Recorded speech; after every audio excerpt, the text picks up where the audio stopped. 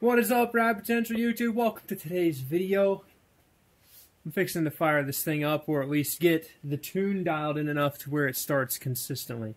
If you saw in the first start video, we had it started, had some vacuum leaks, it was idling a little high, and now that I fixed all the vacuum leaks fixed, I had a pretty good coolant leak between the water pump housing and the block. It took me like 3 tries to take it off and put it back on until I found out that my front cover gasket that I had modified from an RX-8 was actually interfering with the gasket and causing the leak. And anyways, that was a debacle. But we're all sealed up. No fuel leaks, no oil leaks, no coolant leaks, no vacuum leaks. With all that being said, now the car is running way too rich and it's really hard to start. You have to just like basically floor it to get it to start. So we went into the Fuel Tech software, I've been playing with the tune, and I am fixing to try to fire this thing up. If you also, I guess a quick update before we start the car, because I've basically finished the car except for the brakes and the livery. So right now, you're seeing my race quip seats. I've got them mounted on the factory rails, which are honestly the worst because these stock rails have a lot of play in them. So you kind of get a little bit of wiggle, but these are using Sparco universal side mount seat brackets on the driver's side because I had this set from running my Sparco seat in the old car. And then the passenger side is all, I just made some brackets out of some strap steel and it's in there nice. We've got RJS harnesses in here, the 3-inch guys.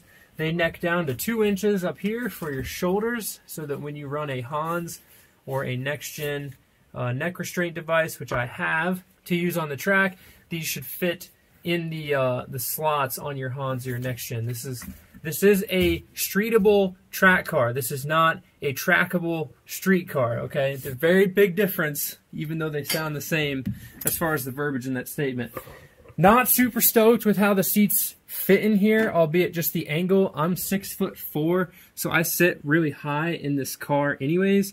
These seats are just a tad bit taller than where the stock seats would have been, and just a tad bit taller than where my Sparco seat was, but not a huge deal. I need to get the rails out of here, at least on the driver's side, but for now, for the next couple weeks, months, getting this thing on the road, getting it driving, getting everything sorted out, having the slider, having the setup, it's what I got laying around, we'll make it work. As far as the rest of interior, radio, buttoned up, speakers, everything works. The nice other thing is that I got the harness bar in here. Let me put my trunk prop up. Bada bing, bada boom. Only running one hatch strut because weight savings.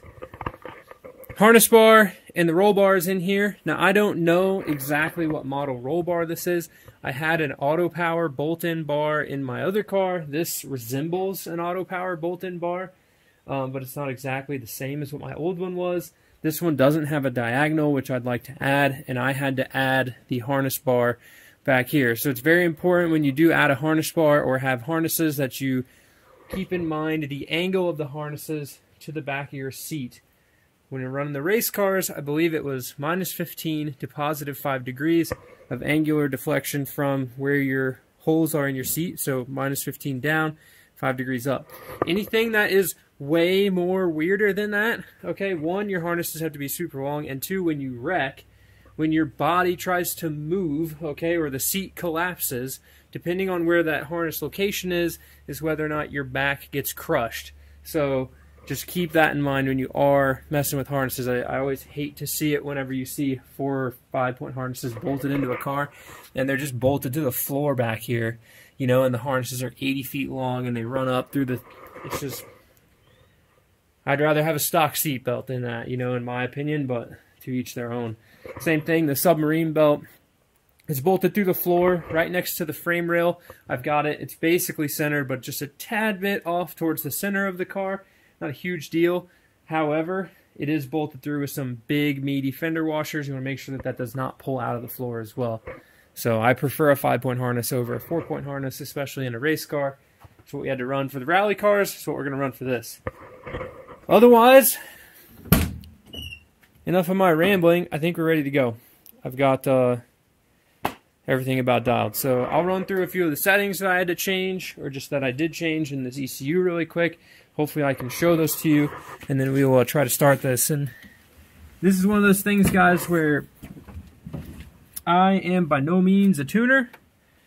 I aspire to learn the tuning, but I am by no means a tuner. So effectively where I started at, as you can see right now, the wideband is reading in AFR.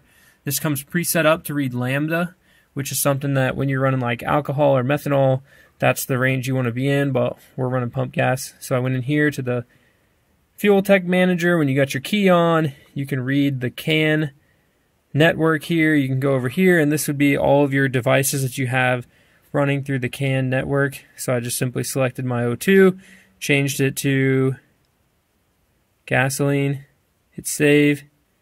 Okay. Oh well, I thought I had it, but I don't know why it's not taking the save. Either way, I kind of understand what lambda means. So lambda is basically like, to give you a quick association of it, this may not make that much sense, but 0.7 lambda, so this is 6, that's super lean. 0.7 is effectively 10.0 air-fuel ratio.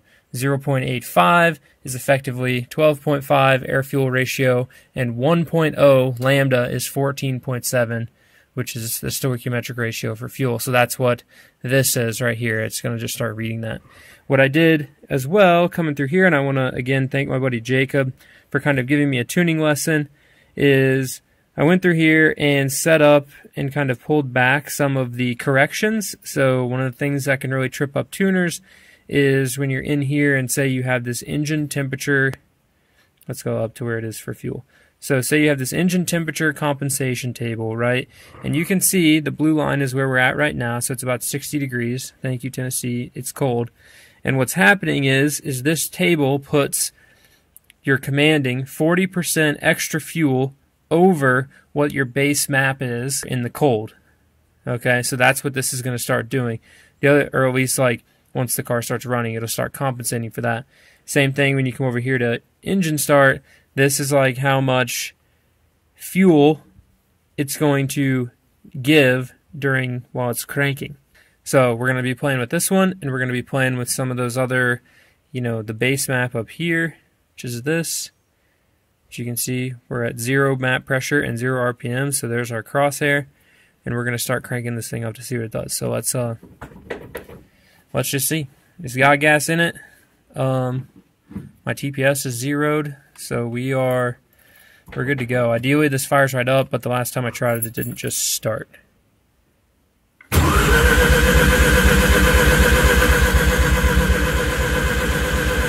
So up here on the injection, it's like what the injectors are doing is 4.7 milliseconds. So I don't know if that's throwing too much fuel or not enough fuel. So we're going to come down here to engine start.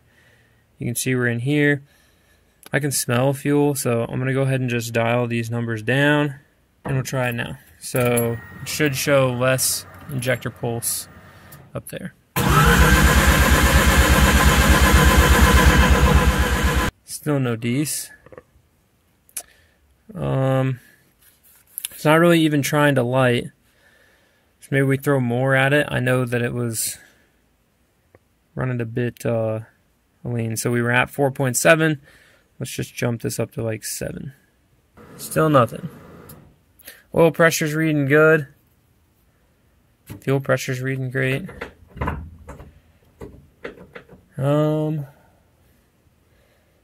Maybe we throw a little more at it. Jump this up to 10 maybe. Okay.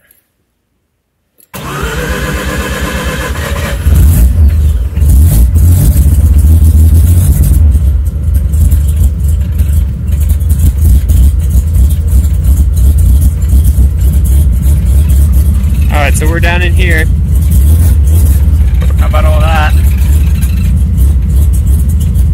And it's jumping around pretty gnarly like. Need my lambda to come on. Come on, heating. Finish up heating.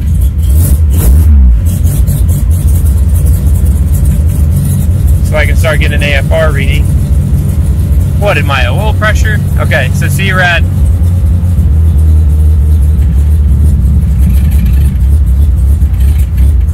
0.8, so I want to lean this area out right here.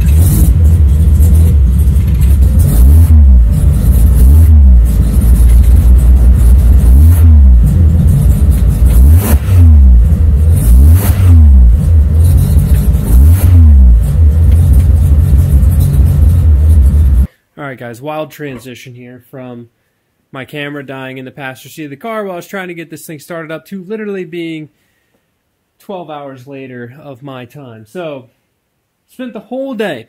This was supposed to be livery day. I was supposed to be able to do all my stripes. See, I got my badges on because Savannah RX7 had to get the badges on, make me feel good about something. This all ripped apart. Look, I got the dash ripped apart.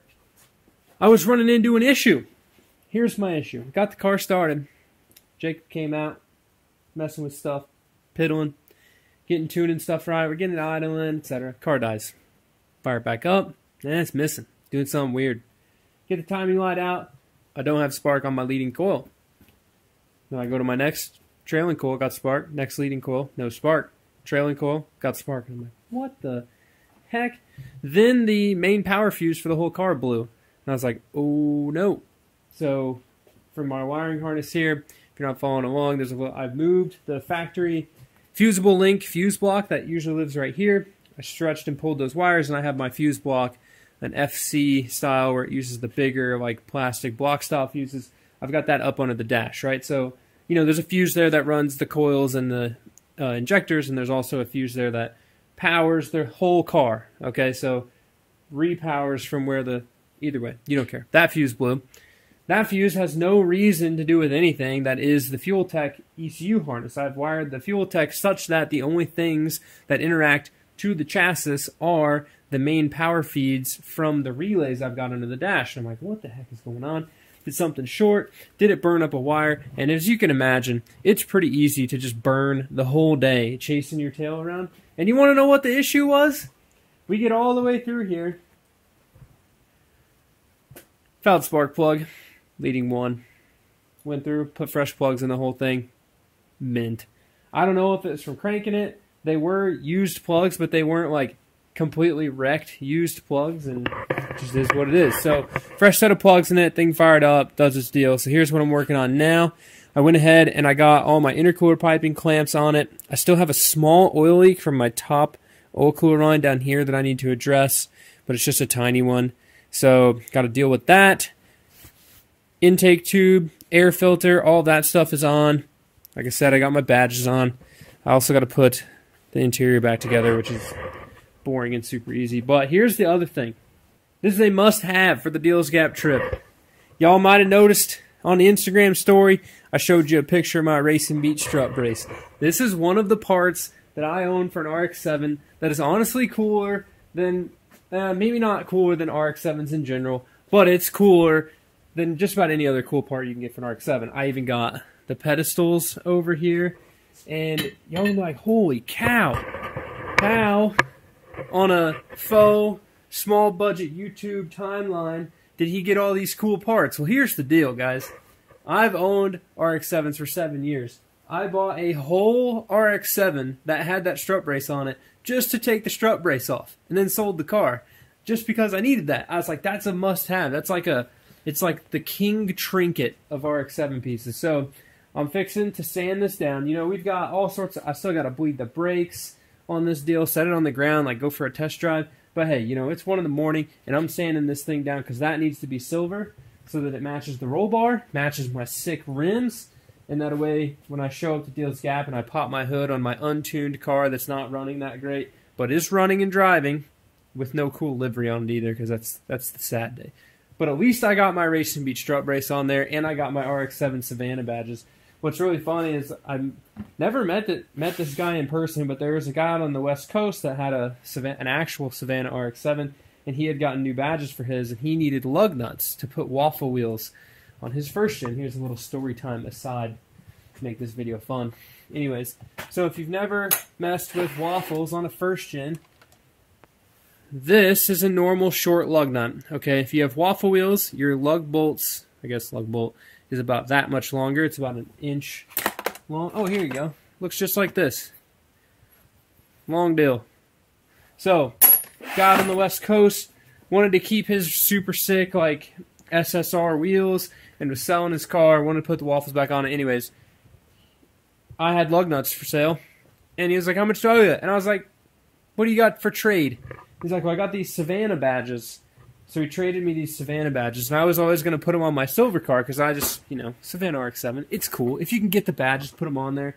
But, like, I wouldn't have went out of my way to buy them per se, but because he had them, I was like, heck yeah, it's a cool story. So it's only so fitting that this car, right, Death Trap, the RADX7, is a 7 of 78 production date SA. So this is a super early SA chassis, okay? Real early. Kind of sad to see it with flares, and I trimmed the front fenders to fit the big wheels, and it's going to get wide-bodied. But the thing that is cool about it is that that's what makes this car, plus all the stories with Charles owning it, and all the people who've driven it in the past, and just the fun, that's what makes this car so much cooler than if I'd have just grabbed a random first gen from the yard of first gens down there and built one. So it's nice just seeing that badge on it. Wheels. The car isn't even going to get aligned anymore before Deals Gap. It's got my tape measure alignment in it, and that's just what it's going to be. It has to make it to the Fontana Dam Cruise and the car show, and we'll do some tuning while we're out there. But it's, man, today was just brutal dealing with this tune stuff, and I think I'm probably just gonna leave this video here and throw it up for you guys. I don't know exactly what's gonna transpire, but in the next bits of this video, but I'll get this video thrown up before the first drive, and we'll at least get to do it. I was really hoping to do like a really sweet video with the livery going on it, and then drop that video like Monday with the stickers, or at least drop the first drive video, and then do the next video on Tuesday. But unfortunately, some things don't go to plan. So let's I'll get the strut brace on it. We'll take this thing for a little drive tomorrow and see how this deal looks.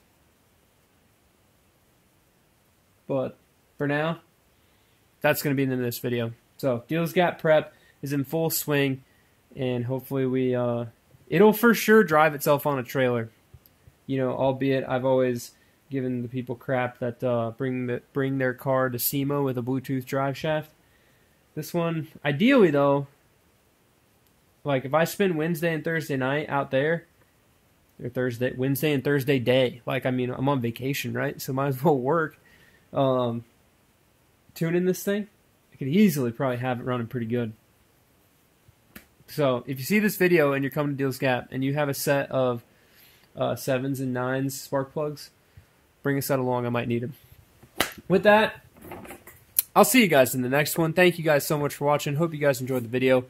It's basically just 2 long clips, I think, because we fired it up. You got to see the interior all done and me get it running, and then you ended with the same thoughts as me, which was spending a whole day punching numbers into a computer and trying to make sure my wiring harness was right. And I already spent 5 hours 2 weeks ago making sure my wiring harness was right. So I was happy that it was something simple. But those coils, coils can die, injectors can die. You never know. Things can quit. Same thing, the fuel tech could have been doing something weird. I don't know. You can have faulty electronic components. So happy we got it sorted, and mad thanks to Jacob for coming out and hanging out. And been a good day. Learned a lot. Peace. Keep it rad. Tomorrow's video, we go drive this thing, or at least drive it out, wash it, put some stripes and stickers on it, put it on the trailer, and we go to North Carolina.